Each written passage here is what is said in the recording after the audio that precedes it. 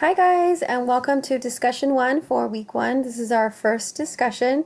So rather than have you post your name and your major or your favorite color or favorite song or something, which can be fun, I thought that since it's a 6-week course, we'll just jump right into our philosophical conversation by engaging in the question, how do we come to know the truth? So this is a pretty loaded, big question.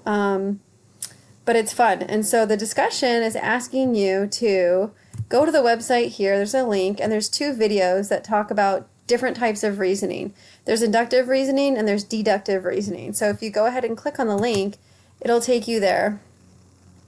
And you can kind of scroll through it. What I want you to do is I want you to bust out your journal, and I want you to take notes on the information that you're getting. Remember, there's two different kinds of reasoning this is going over.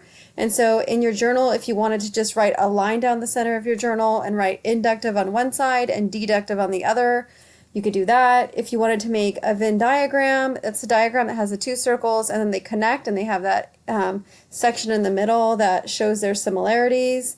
You can Google Venn diagram for taking notes. But basically, you're going to take notes on the information that you find interesting or new or surprising or even information that's confusing to you. And then you're going to use that as you engage in the discussion with us. On the website, it tells you about these different types of reasoning, and then it also has videos for each one. So I'm just going to scroll down and show you real quick. So there's inductive reasoning first, and then if you keep going down, you're going to look at deductive reasoning. So again, for this discussion, you're going to be engaging in the question of how do we come to know truth by going through this website and really pulling the bits of information that you find fascinating. I like to call them golden nuggets or golden lines, things that you think are useful that you can integrate into your frame of knowing.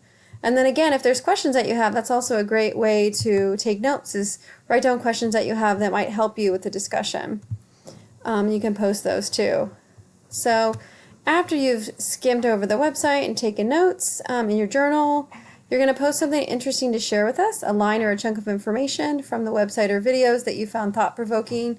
Tell us what you think about it. So this is just an opportunity for you to be really candid and straightforward. Maybe you found it confusing, maybe you found it interesting, and then tell us why you chose this information to share. What did you learn? What have you learned? So you're going to post that to the discussion. If you're not sure how to post it, you're going to click on reply, and a text box will come up. It already knows that it's you, so you don't have to say your name. Like I don't have to put Jacqueline Walker. It knows that it's me. And then you're going to type in something that you found interesting here in the text box. When you're ready, you're going to go ahead and click post reply, and it will automatically post to the website. So I hope you found that useful. I'll be making a series of videos to help you navigate the discussions because they're a huge part of how we engage in ideas in this class.